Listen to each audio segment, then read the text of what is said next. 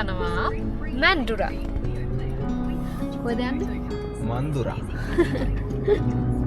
Say hi. ඒකස් pronounce කරලා කියන්න මන්ජරා. මන්ජුරා. මන්ජරා කියන්නේ. ඔන්න එහෙම තමයි ප්‍රොනවුන්ස් කරන්නේ. ඉතින් අපි දැන් මේ යන්න පිටත් වුණා. තව කට්ටියක් මගදී අපිට හම්බෙනවා. ඉතින් අපි යන ගමන් පෙන්නන්නම් කොහොමද කියලා. මරණ රඟපාන්න කියන්නේ අද මම ඉතින් රියදුරානේ. ඉතින් මේ අපි චුටි vlog එකක් ගේන්නම් කියලා හිතුවා. ඉතින් ඒක තමයි මම මේ පොඩි clips එකතු කරලා ලස්සන final video එකක් ගේන්න. YouTube එකට.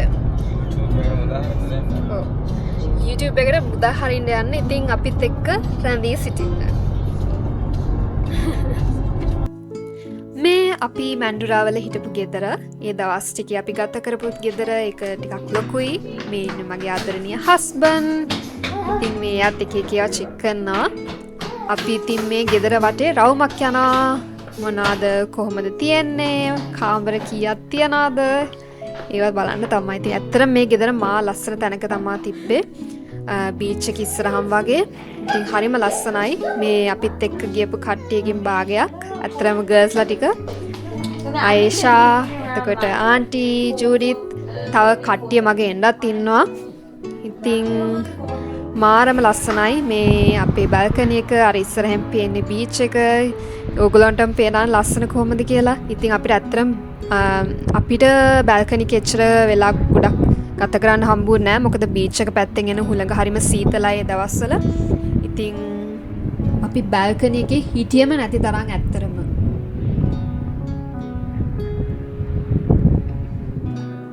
ඉතින් මේ අපේ රූම් එක ඇත්තටම එක මා ලස්සන ඩෙකොරේට් කරලා තිබ්බා.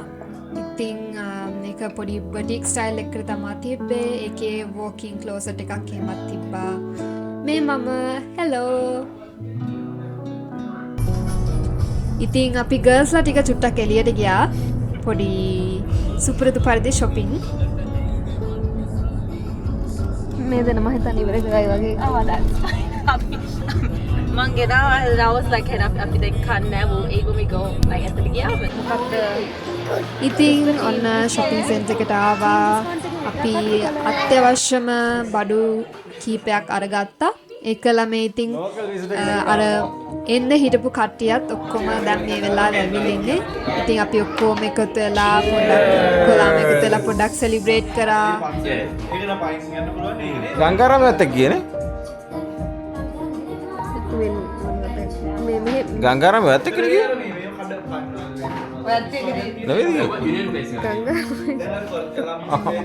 ඔන්න ඔහොම තමයි මම ඉතින් අල්ලගන්න එකේ. යාළුවොත් එක්ක. එවිඩන්ස් මේ අර සිටි සෙන්ටර් එක ගාව ඉස්සරහට ඔව් ඉක්කොනික. එවිඩන්ස් එක්කම ඔව් ඒක තමයි. මත් එක්ක සිටි සෙන්ටර් එක ඉස්සරහ දිරේ ගංගාරාම ගංගා එක්සැක්ට්ලි මචං. අනල්. ඔහොම තමයි තියයි කතා. හා? මම තමයි මම අල්ලගන්නවා. කිව්ව ටික සේරම මම වීඩියෝක් කරලා මම TikTok එකකට දිගරේවා. ඔයා මම දැනගෙන කරේ ඕක. ඔව් නේ වීඩියෝ.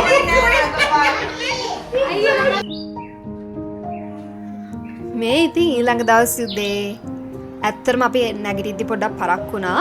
අනිත් අය නම් චුටි වෝක් එකක් හැමත් ගිහින් තිබ්බා. ඉතින් මගේ ආදරණීය හස්බන්ඩ් බලන්න මට තේකකුත් හදලා. ඉතින් මේ තේක බොන ගමන් අපි අද දවසේ මොනවද කරන්න කියලා අපි දැන් ඉතින් පොඩි කතාවක් දැම්මා. මොකද අපිත් පොඩි සජෙෂන්ස් වගේක් දුන්නා කොහෙද යන්නේ කියලා. ඉතින් දැන් මේ ඒවා ගැන කතා කරන ගමන් අනිත් අය එනකන් තේක රසයි ඈ.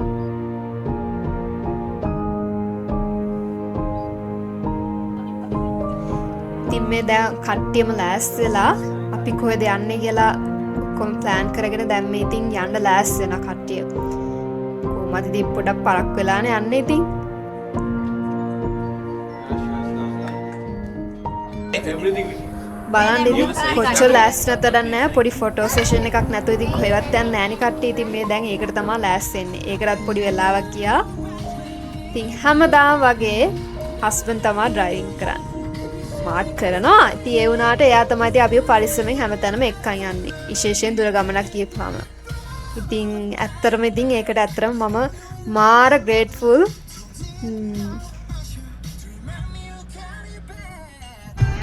අද යනවා අපි බලන්න ලේක් ට්‍රොම්බලයිට්. අපි මේක කලින් ගිහින් තියෙනවා. ඉතින් අපි ආපහු යන්න කියලා හිතුවා මේ කට්ටියත් එක්ක. ඉතින් දැන් මේ අපි යන ගමන් තමයි ඉන්නේ. ලස්සන ඩ්‍රයිව් එකක් තියෙනවා.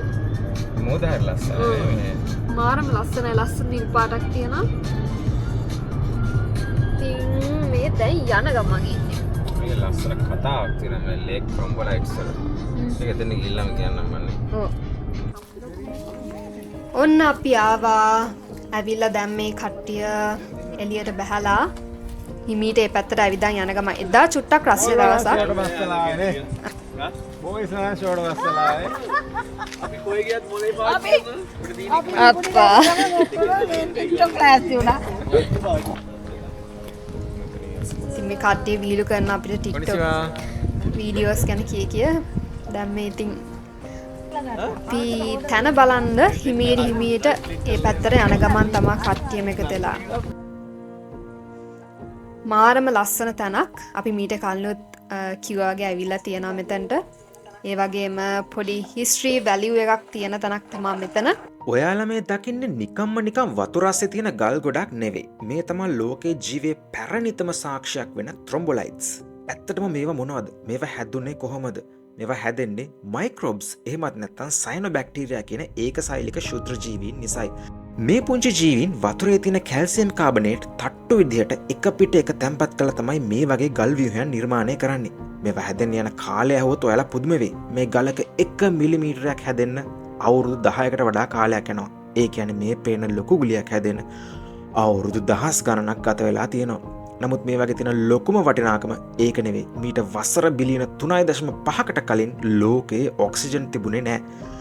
අන්න ඒ කාලේ මේ ත්‍රොම්බොලයිට්ස් තමයි හිරු එළිය පාවිච්චි කළ ලෝකයට මුල්ම අවශ්‍ය ඔක්සිජන් මුදා හැරියේ.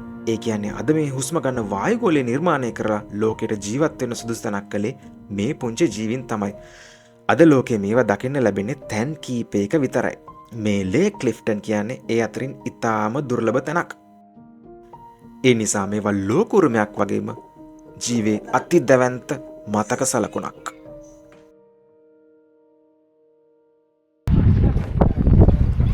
බලන්න මං බබාලා ඉතින් ඇත්තටම හරි එන්ජොයි කරපු දණක් තමයි. ඔන්න හස්බන්ඩ් ඉතින් එක්ස්ප්ලেইন කරනවා මොනවද ඒ කියලා. ඇත්තටම මට වඩා හොඳට එයා තමයි දන්නේ. ඔන්න ඊට පස්සේ අපි පොඩි හයික් එකක් ගියා. පේනවද මකුළු දැල්?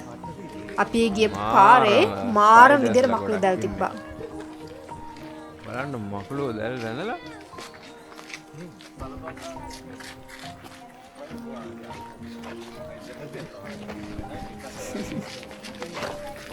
මොකක්ද දේවනේ සින්නේ මම මේවල කවුල් මේ දුවගෙන ඉන්න පිටිපස්සේ බල්ලෙක්ද කියලා බලන්න. අපි බල්ලෝ ඉදිරිය තමයි පේන්නේ ඉතින් බලන්න. මොහොම අමුතු සීන් වෙනවා ඉතින්. ඉතින් බලන්න කොහොමද මේ මකුළු ඉන්නවා. මම මෙතන තනියෙන් පොඩ්ඩක් මේ ආතල්ලේ කියව යනවා. බලන්න මකුළු.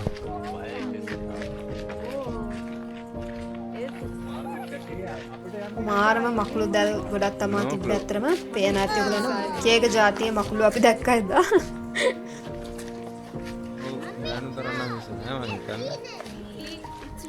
ඇහනානි කියන කතා. ඒ වගේනේ. I guess. පියානා බීච් එකට. මේ ඉතින් එදා හවස අපි බීච් එකට යන කියලා ලෑස්තිලා හිටියේ. පේනවානේ දත් ටික.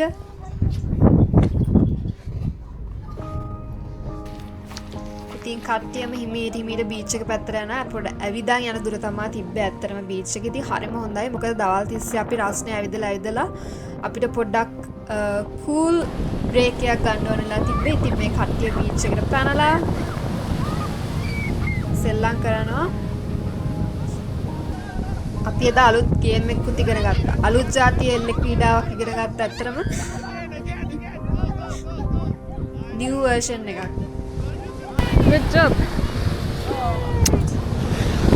එයාලගේ ටීම් එක දින්නා. ඔයගොල්ලන්ට පේනවා ඇති ඉතින් ඇත්තටම ලස්සන්ට ඇතින් ඉර බහගෙන යනවා. අපි ඒ මූවමන්ට් එක ඇත්තටම බලාගෙන හිටියා මාරම ලස්සනයි. මේ බල්කනි එකට මාර ලස්සනට පෙන්වනවා ඒක.